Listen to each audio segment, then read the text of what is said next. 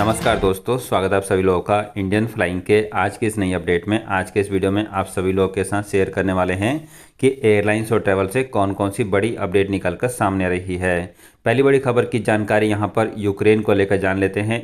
Ukraine में इस समय जिस तरीके के हालात हैं उसको देखते हुए भारत की एम्बेसी जो कि यूक्रेन में है उसने वहाँ पर रह रहे सभी भारतीयों को ये एडवाइजरी जारी करी है कि आप अपना रजिस्ट्रेशन यानी कि जो लोग भी यूक्रेन में रह रहे हैं वो अपना रजिस्ट्रेशन एम्बेसी के पास करा दें, ताकि एम्बेसी के पास पूरी जानकारी हो कि कितने लोग कहां पर रह रहे हैं और यदि ज़रूरत पड़ती है तो उन सभी लोगों तक मदद पहुंचाई जा सके। जी हाँ दोस्तों, इस समय यूक्रेन में जिस तरीके के हालात हैं उसको देखते हुए यहां पर यूएस और जापान जैसे देशों ने अपने नागरिकों को वहां से निकलने की एडवाइजरी जारी कर दी है। इसके साथ साथ जो भारतीय हैं वहाँ पर रह रहे हैं उनको अभी तक भारत आने के लिए नहीं बोला गया है।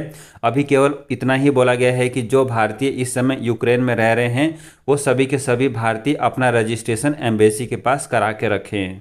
आपको बता दें कि इस समय जिस तरीके की खबरें निकलकर सामने आ रही है उसके अनुसार रसिया किसी भी समय यूक्रेन के ऊपर हमला कर सकता है और ऐसे हालात में इस समय जो भारतीय या फिर जो लोग भी यूक्रेन में रह रहे हैं उन सभी लोगों के लिए यहाँ पर बुरी खबर सामने आ सकती है। फ्रेंड्स, आगे बढ़ते हैं और अगली अपडेट यहाँ पर हांगकांग को लेकर जान लेते हैं। जी हाँ दोस्तों, यहाँ पर हांगकांग को लेकर एक बुरी खबर सामने आ चुकी है। आपको बताना चाहेंगे कि हांगकांग की गवर्नमेंट के द्वारा भारत के साथ जो प्रतिबंध है वो फिर दोबारा से आगे बढ़ा दिया गया है। आपको बता दें कि यहाँ पर हांगकांग की गवर्नमेंट ने भारत से अपनी फ़्लाइटों को पिछले काफ़ी लंबे समय से बंद किया हुआ है और अभी की जो खबर सामने आ रही है उसके अनुसार हांगकांग की गवर्नमेंट के द्वारा भारत के साथ साथ दुनिया के 8 और देशों से फ़्लाइटों के ऊपर जो सस्पेंशन है उसको आगे बढ़ा दिया गया है। आपको बताना चाहेंगे कि ये जो प्रतिबंध है ये प्रतिबंध 4 मार्च तक रहने वाला है। 4 मार्च तक यूएस, ब्रिटेन और नेपाल जैसे देशों के साथ साथ भारत से भी कोई भी फ़्लाइट हांगकांग के लिए ऑपरेट नहीं की जाएगी। इसके साथ साथ जो लोग हांगकांग एज ए ट्रांजिट इस्तेमाल करना चाहते हैं वो लोग भी हांगकांग के लिए ट्रैवल नहीं कर पाएंगे।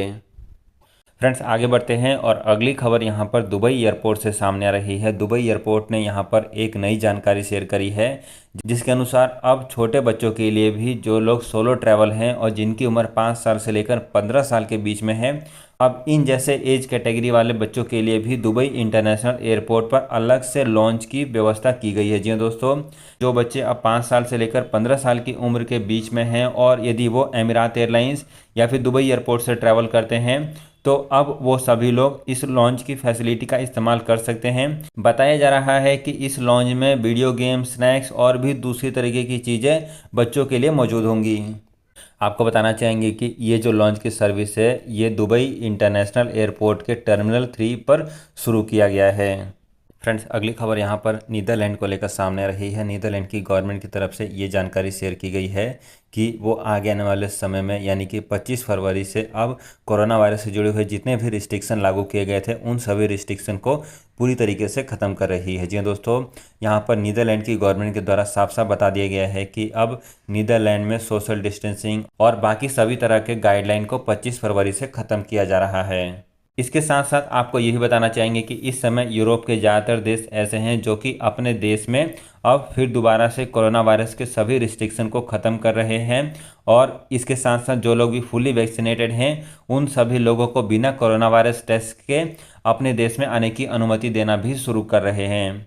फ्रेंड्स, एक और खबर यहाँ पर ऑस्ट्रेलिया को लेकर जान लेते हैं। आपको बता दें कि ऑस्ट्रेलिया की गवर्नमेंट की तरफ से वैक्सीन को लेकर एक नया अपडेट दिया गया है जिसमें यह बताया जा रहा है कि अब ऑस्ट्रेलिया में फुली वैक्सीनेटेड केवल ऐसे लोगों को ही माना जाएगा जो लोग वैक्सीन की तीनों डोज लगा चुके होंगे। जी हाँ दोस्तों, यहाँ पर ऑस्ट्रेलिया की गवर्नमेंट के द्वारा साफ साफ बोल दिया गया है कि यदि आपने वैक्सीन की दोनों डोज ले ली है तो अब आपको वैक्सीन की तीसरी डोज यानी कि बूस्टर डोज भी लगाना जरूरी है, तो ही आपको फुली वैक्सीनेटेड माना जाएगा, नहीं तो आप फुली वैक्सीनेटेड नहीं कहलाओगे। आपको बताना चाहेंगे कि इस समय ऑस्ट्रेलिया में तकरीबन 94% लोग ऐसे हैं जिन्होंने कोरोना वायरस वैक्सीन की दोनों डोज ले ली है और अब वहाँ की सरकार चाहती है कि सभी लोग कोरोना वायरस वैक्सीन की तीसरी डोज भी ले लें। इन सब के अलावा बात करें ऑस्ट्रेलिया में ट्रैवलिंग के बारे में तो हम आपको रेगुलर बेसिस पर ऑस्ट्रेलिया से जुड़ी हुई अपडेट दे रहे हैं। जैसे कि यदि आप इस समय भारत में हैं और ऑस्ट्रेलिया के लिए ट्रैवल करना चाहते हैं तो एयर इंडिया या फिर क्वांटस एयरलाइंस की फ़्लाइटों से इस समय आप ऑस्ट्रेलिया के लिए ट्रैवल करके जा सकते हैं। फ्रेंड्स आगे बढ़ते हैं और अगली खबर यहाँ पर यूके को लेकर जान लेते हैं। जो लोग भी अब यूके के लिए ट्रैवल करके जाना चाहते हैं उनके लिए काफ़ी अच्छी खबर सामने आ चुकी है, क्योंकि यूके की गवर्नमेंट के द्वारा 10 फरवरी से सभी लोगों के लिए कोरोना वायरस टेस्ट के नियम को ख़त्म कर दिया गया है। यदि आप फुली वैक्सीनेटेड हैं, आपने वैक्सीन की दोनों डोज ले रखी है और उसके बाद यदि आप यूके में ट्रैवल करके जाएंगे तो अब आपको यूके में कोई भी कोरोना वायरस टेस्ट कराने की ज़रूरत नहीं है। इसके साथ साथ ये भी बोला गया है कि सभी पैसेंजर्स को एक फॉर्म फिलअप करना पड़ेगा, जिस फॉर्म का नाम पैसेंजर्स लोकेटर फॉर्म है, जिसमें आपको अपनी सारी जानकारी देनी पड़ेगी। इसके साथ साथ आपको अपने वैक्सीनेशन का स्टेटस, आपको अपनी ट्रैवल की हिस्ट्री और कॉन्टैक्ट डिटेल्स, ये सारी जानकारी आपको उस फॉर्म में फिलअप करनी है। और यदि वो फॉर्म आप फिलअप कर देते हैं तो उसके बाद आप सीधे अपने घर जा सकते हैं। इसके साथ साथ ये भी जानकारी शेयर की गई है कि यदि कोई पैसेंजर्स फुली वैक्सीनेटेड नहीं है और उसके बाद यदि वो यूके में ट्रैवल करके जाएगा तो ऐसे हालात में उसके पास कोरोना वायरस का नेगेटिव रिपोर्ट होना चाहिए फ़्लाइट में चढ़ने से पहले। इसके साथ साथ यूके में जाने के बाद भी उसको कोरोना वायरस का टेस्ट कराना पड़ेगा। उसके बाद यदि उसका दोनों रिपोर्ट नेगेटिव आएगा तो उसके बाद वो अपने घर जा सकता है।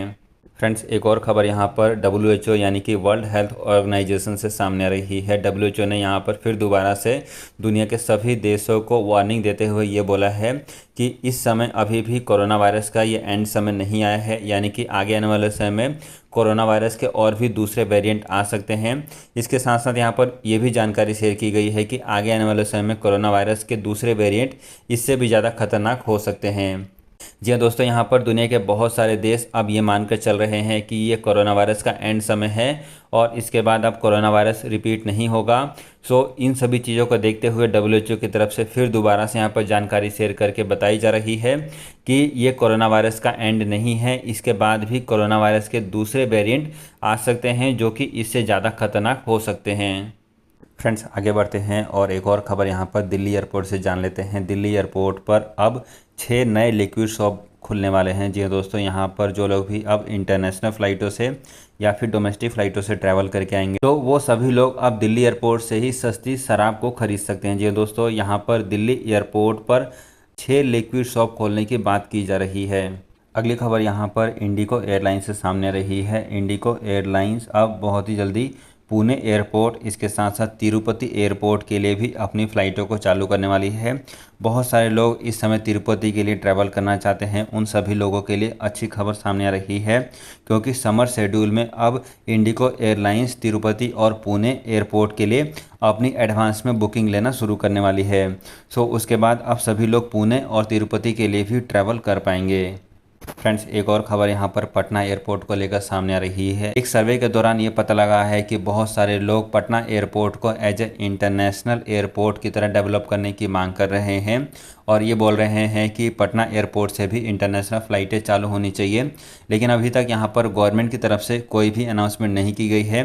ये जो भी खबरें अभी सामने आ रही है ये सर्वे में पता लगा है कि बहुत सारे लोग यहाँ पर पटना एयरपोर्ट को as a international airport develop कराने की मांग कर रहे हैं। आपको बता दें कि बिहार स्टेट की आबादी तकरीबन 13 करोड़ की है और इतनी बड़ी आबादी होने के बावजूद भी अभी तक बिहार में एक भी इंटरनेशनल एयरपोर्ट नहीं है। फ्रेंड्स ये थी आज की एयरलाइंस और ट्रैवल से जुड़ी हुई कुछ बेहद ज़रूरी और काम की अपडेट। ऐसी और खबरों को रेगुलर बेसिस पर जानने के लिए चैनल को सब्सक्राइब कर लें ताकि आपको लेटेस्ट अपडेट समय पर मिलती रहे।